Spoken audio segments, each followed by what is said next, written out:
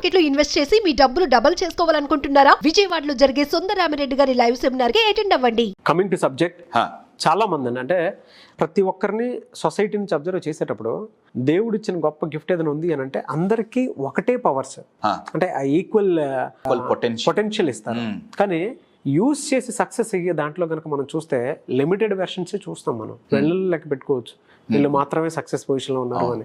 Potentials అందరికీ ఒకేలా ఇచ్చినా కూడా కొంతమందికి సక్సెస్ కానివ్వండి, గ్రోత్ కానివ్వండి, లిమిటెడ్ వెర్షన్లోనే ఉంటుంది. దానికి ఎందుకంత అంటే ఆ విధంగా ఉండటానికి రీజన్స్ ఏముంటాయి? స్వతహాగా మనం డెవలప్ చేసుకోవాల్సినవి ఏముంటాయి? ఎలా వాటిని మనం ఓవర్కమ్ చేయాల్సినటువంటి అవసరం ఉందంటారు? వండర్ఫుల్. అందరూ గ్రో ఎందుకు కాలేకపోతున్నారు, సక్సెస్ ఎందుకు కాలేకపోతున్నారు మీరు అన్నట్టు. మీరు అన్న దాంట్లో ఆ పాయింట్, అందరికీ సేమ్ పొటెన్షియల్స్ ఉన్నా, సేమ్ శక్తి సామర్థ్యాలు ఉన్నా కానీ గ్రోత్ దగ్గర సక్సెస్ దగ్గర వచ్చేటప్పటికి చాలా వేరియేషన్ ఉంది. దీనికి కారణం సరైన బ్యాక్గ్రౌండ్ లేకపోవటం. Okay, background in the sense చెప్తా. అవకాశాలు లేకపోవటం, సొసైటీ సపోర్ట్ చేయకపోవటం, మంచి క్వాలిఫికేషన్ లేకపోవటం, బ్యాక్గ్రౌండ్ అంటే డబ్బు లేకపోవటం. కొత్తగా ఉంది కదా నా నోట్లో నుంచి. ఇది వింటుంటే చాలా కరెక్టే అనిపిస్తుంది కదా, కానీ దీనంత అబద్ధం ఇంకొకటి లేదు. అబ్బా, వీడేంటి ఏదో మాట్లాడుతున్నాడు అనుకున్నా. వినటానికి చాలా బాగుంటుంది, చాలా మంది చెప్పే రీజన్ ఇదే కదండి. అయితే ఒరిజినల్ మెయిన్ రీజన్స్ ఏంటి మీరు అడిగినట్టు, అవి కూడా చాలా ఉన్నాయండి. దాంట్లో అన్నిటికంటే అతి ముఖ్యమైన రీజన్ మన ప్రత్యేకతను మనం గుర్తించకపోవటం. యూనిక్నెస్ అని ఇంగ్లీష్లో పదం వాడతాం కదా. చాలా మంది అంటుంటారు కదా, you are unique, be unique, right? ప్రతి ఒక్కళ్ళకి ఒక ప్రత్యేకత ఉంది. అది గనక మనం గుర్తించగలిగామా, దెన్ దానికి తగ్గట్టు స్కిల్స్ డెవలప్ చేసుకుంటాం, ఇంకేదో ఆ వాల్యూ ఎడిషన్ అనేది జరుగుతుంది, గ్రోత్ అండ్ సక్సెస్ వస్తుంది. అన్నిటికంటే బిగ్గెస్ట్ ఛాలెంజ్ ఏంటంటే మన ప్రత్యేకత మనకు తెలుసా? I will give you an example అండి. ఈ యూనిక్నెస్ అనేది ఎంత పవర్ఫుల్లో, మనం ప్రతి ఒక్కళ్ళం ఒక రీజన్ కోసం పుట్టాం. ఇది ఎంత పవర్ఫుల్లో నేను ఒక ఎగ్జాంపుల్ చెప్తా అండి. షూర్. హమ్మింగ్ బర్డ్ అంటే చిన్న పక్షి అండి. కొన్ని వేల లక్షల పక్షుల జాతులు ఉన్నాయి, స్పీసీస్ ఉన్నాయి. కానీ హమ్మింగ్ బర్డ్ స్పెషాలిటీ ఏంటంటే, దాని యూనిక్నెస్, దాని ప్రత్యేకత ఏంటంటే, ఏకైక పక్షి జాతి గాలిలో హవర్ చేయగలగటం. అంటే ఏ పక్షిని చూసినా మీరు గాల్లో ఎగురుతున్నప్పుడు చూస్తారు, లేదా ఒక చోట ఆగిపోయింది చూస్తారు. కానీ గాలిలోనే స్టేబుల్గా ఇలా నించోవటం ఏ పక్షికి కుదరదు, ఓన్లీ హమ్మింగ్ బర్డ్కే సాధ్యం. హమ్మింగ్ బర్డ్ చాలా చిన్నది, అది 2 గ్రాముల నుంచి 20 గ్రాముల వరకు వెయిట్ ఉంటుంది అంతే. 2 గ్రాముల నుంచి 20 గ్రాములు అంతే. కానీ తనకున్న యూనిక్నెస్ ఏంటంటే, నిమిషానికో సెకండ్కో దగ్గర 80 సార్లు తన రెక్కల్ని అల్లాడించి గాలిలో ఎంత గాలొచ్చి తోసేసినా సరే నించోగలదు. అలా నించోని ఏం చేస్తుందంటే, తన ముక్కుని ఫ్లవర్లోకి దూర్చి దాంట్లో ఉండే నెక్టర్ని ఇది తాగుతుంది. ఓకే అండి. అయితే ఈ ఎగ్జాంపుల్ చెప్పడానికి కారణం ఏంటంటే, ఈ హమ్మింగ్ బర్డ్స్లో కొన్ని రకాలు ఉన్నాయి. ఒక దాని పేరు స్వాడ్ బిల్ అంటారు. స్వాడ్ బిల్ అంటే ఏంటంటే, దానికి ముక్కు, స్వాడ్ అంటే కత్తి కదా, ఇంత పొడుగు ఉంటుంది. తన బాడీ కంటే తన ముక్కు పొడుగు ఉంటుంది. ఇంకొక హమ్మింగ్ బర్డ్కి ముక్కు ఇలా వంకర తిరిగి ఉంటుంది. అయితే ఈ ఒక్కొక్క హమ్మింగ్ బర్డ్ ఒక్కొక్క ప్రదేశంలోనే కనిపిస్తాయి. ఈ ఎగ్జాంపుల్ ఎందుకు చెప్తున్నానంటే, నార్మల్ హమ్మింగ్ బర్డ్, ముక్కు చిన్నగా ఉన్న హమ్మింగ్ బర్డ్ ఏదో ఒక చిన్న ఫ్లవర్లో మాత్రమే నెక్టర్ని తీసుకోగలదు. పెద్ద దత్తూరా లాంటి పెద్ద ఫ్లవర్స్ ఉంటే ఏం చేయలేదు. ఆ ఫ్లవర్స్ కోసం సెపరేట్గా ఇంకో హమ్మింగ్ బర్డ్ ఉంది, పొడుగ్గా ముక్కున్నది. ఈ వంకర ముక్కున్న హమ్మింగ్ బర్డ్ దత్తూరాలోకి పోయి ఏం చేయలేదు. దానికోసం సెపరేట్గా వంకరగా ఉండే పూలను సృష్టించారు. ఒక్కొక్క దానికి ఒక్కొక్క ప్రత్యేకత ఉంది. ఇమాజిన్, ఈ వంకర ముక్కున్న హమ్మింగ్ బర్డ్ పొడుగ్గా ఉన్న హమ్మింగ్ బర్డ్తో కంపేర్ చేసుకుంటే, దాని ముక్కు చూడు ఇంత పొడుగుంది, నాదేమో వంకర ముక్కు, నేనేమో డిఫెక్టివ్. ఇవి ఉంటాయి సార్. Your getting it? ఏ నీకు నీ ముక్కు వంకరగా ఉండటానికి కారణం ఒకటి ఉందండి. నువ్వు ఇలా పుట్టడానికి ఒక కారణం ఉంది. Please understand. మీ ప్రత్యేకతను మీరు గుర్తిస్తే ఆ కారణం ఏంటో తెలుస్తుంది. హమ్మింగ్ బర్డ్స్ ఒకదాంతో ఒకటి కంపేర్ చేసుకుంటే ఇదొక బాధ. ఇంకొంచెం నెక్స్ట్ లెవెల్కి పోదాం. హమ్మింగ్ బర్డ్ పోయి ఈగల్తో కంపేర్ చేసుకుంది అనుకోండి. ఈగల్ మైండ్ సెట్ అని ఇప్పుడు చాలా వీడియోలు వచ్చినాయి కదండి. గ్రద్ద గురించి చెప్తాం కదా. గ్రద్ద చేయగలిగింది హమ్మింగ్ బర్డ్ చేయగలదా? లేదు.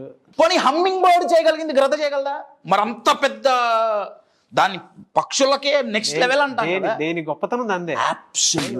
దేని గొప్పతనం దాందే. బై ది వే మేము ఇక్కడ పక్షుల గురించి పెట్టల గురించి మాట్లాడలా. మీ గొప్పతనం మీదే. You are getting my point. Eagle చేసింది హమ్మింగ్ బర్డ్ చేయలేదు.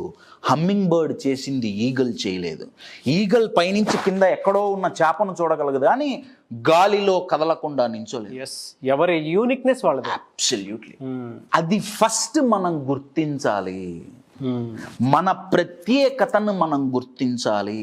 మీరు చెప్పిన దాంట్లో నిజంగా కంపారిజన్ లోనే సగం మంది చచ్చిపోతున్నారు. అబ్సల్యూట్లీ. వాడికి అది వచ్చింది, వీడికి ఇది వచ్చింది, మళ్ళీ వాళ్ళ social background, economical background, family background అంతా వీళ్ళే మాట్లాడేస్తారు టైప్ నుంచి. అది చాలా పెద్ద తప్పు. ఎవరిది వాళ్ళది యూనిక్ స్టైల్. మనం పుట్టడానికి ఒక పర్పస్ ఉంది.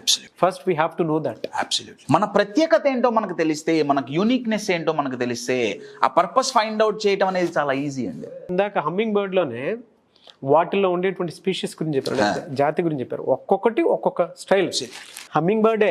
అవునండి, అన్ని హమ్మింగ్ బర్డ్సే, కానీ దేనికి దానికి యూనిక్ స్పీషీస్ ఉన్నాయి. నేను హమ్మింగ్ బర్డ్ ఎగ్జాంపుల్గా తీసుకోవడం, దాంట్లో చాలా రకాలు ఉన్నాయండి. పొడుగు ముక్కు, వంకర ముక్కు, స్పూన్ లాగా ఇంకో ముక్కు ఉంటుంది. వాటికి తగ్గ ఫ్లవర్స్ దగ్గరికి పోతేనే వాటికి ఫుడ్ వస్తుంది. You are getting my point. అయితే మన ప్రత్యేకత మనం గుర్తిస్తే ఆర్ మన ప్రత్యేకతను మనం గుర్తించలేకపోతే మనల్ని మనం డిఫెక్టివ్గా కన్సిడర్ చేస్తాం. You are getting my point. మనం డిఫెక్టివ్ కాదండి.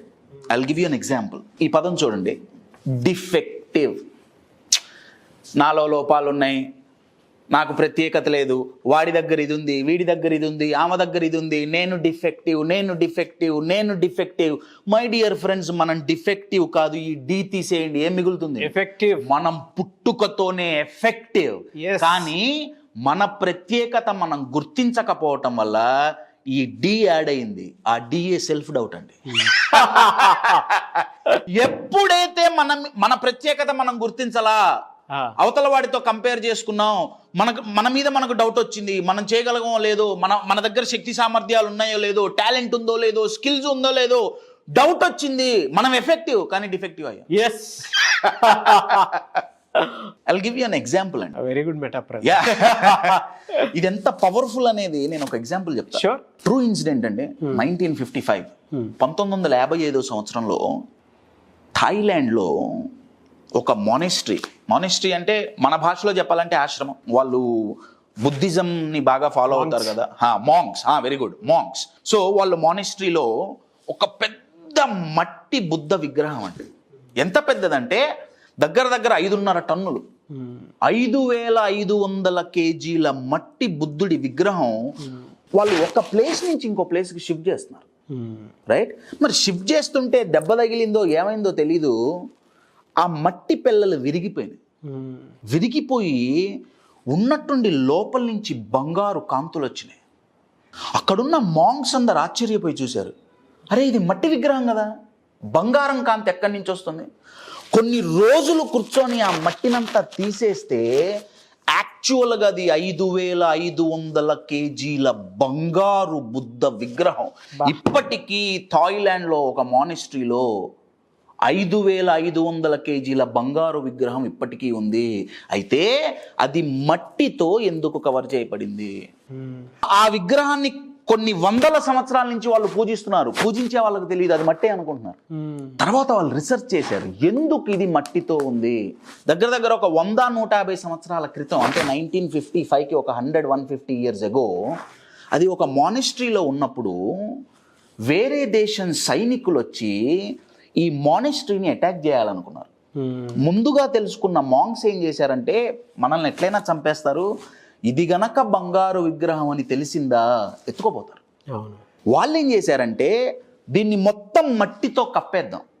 కొన్ని రోజులు కష్టపడి అంత పెద్ద విగ్రహానికి మట్టితో పూత పూశారు. వాళ్ళు వచ్చారు, అటాక్ చేయడానికి వచ్చారు, మాంగ్స్ని చంపేశారు. మానిస్ట్రీలో ఏముంటాయి, చుట్టుపక్కల చూశారు, ఓ పెద్ద విగ్రహం, మట్టి విగ్రహం, వెళ్ళిపోయారు. ఆ విగ్రహం అలా అలా అలా మానిస్ట్రీలు మారుతూ మారుతూ పాస్ అయింది. ఈ మానిస్ట్రీకి వచ్చింది. వీళ్ళు దగ్గర దగ్గర 100 ఏళ్ల నుంచి ఆ విగ్రహానికి, ఆ బుద్ధుడికి పూజ చేస్తున్నారు. కానీ లోపల ఉన్నది బంగారం అని తెలీదు. You are getting my point. మనం ఎఫెక్టివ్గానే పుట్టాం.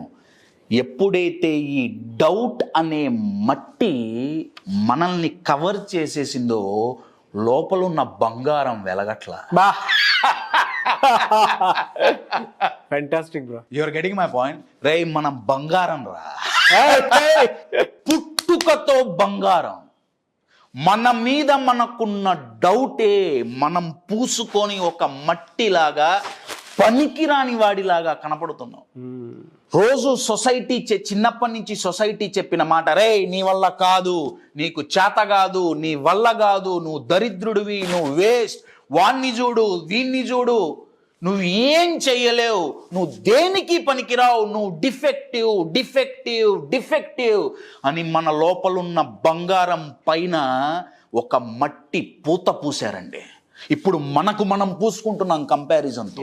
ఆ మట్టి పూత ఎప్పుడైతే పోతుందో, మై డియర్ ఫ్రెండ్స్, ఎప్పుడైతే ఈ డీ పోతుందో, వీఆర్ ఆల్రెడీ ఎఫెక్టివ్. మన లోపలున్న బంగారం బయటికి వస్తుంది. మీరు అన్నారే పొటెన్షియల్స్ అని, అదే మన లోపలున్న బంగారం అండి. అవును.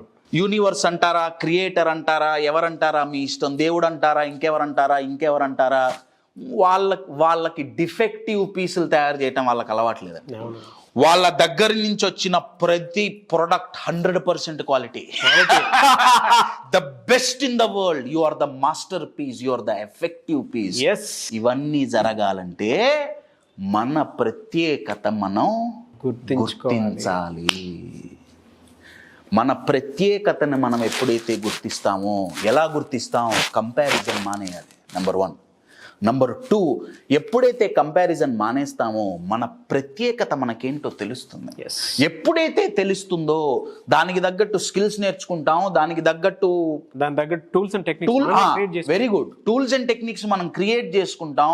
Then we can present our self and become successful. కానీ ఫస్ట్ ప్రత్యేకత కావాలంటే మీకు ప్రాముఖ్యత, అందరికీ ప్రాముఖ్యత కావాలి కదండి, నేమ్ అండ్ ఫేమ్ కావాలి కదా. అవును, రైట్, అవసరమే కదా. సక్సెస్, ప్రాముఖ్యత కావాలంటే మీకు ప్రాముఖ్యత, మీరు గుర్తించాలి మీ ప్రత్యేకత.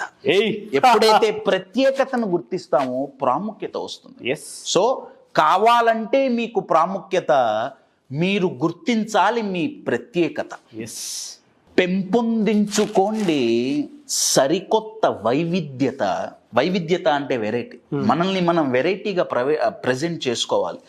పెంపొందించుకోండి సరికొత్త వైవిధ్యత, నిరూపించుకోండి మీ నైపుణ్యత. కావాలంటే మీకు ప్రాముఖ్యత, గుర్తించండి మీ ప్రత్యేకత, పెంపొందించుకోండి సరికొత్త వైవిధ్యత, నిరూపించుకోండి మీ నైపుణ్యత. ఓ యువత, మరచిపోకండి మీ సామర్థ్యత, గుర్తించండి మీ ప్రత్యేకత. My dear friends, we are unique. మనం డిఫెక్టివ్ కాదు, మనం చాలా చాలా చాలా ఎఫెక్టివ్. బంగారు బుద్ధుడు మట్టితో ఎలా కవర్ అయ్యాడో, మన టాలెంట్స్, మన పొటెన్షియల్స్, మన లోపల ఉన్న బంగారం డౌట్ అనే మట్టితో కవర్ అయింది. అది ఎప్పుడైతే వాష్ చేస్తామో మన గ్రోత్కి, మన సక్సెస్కి లిమిట్స్ ఉండవు. My dear friends, be limitless.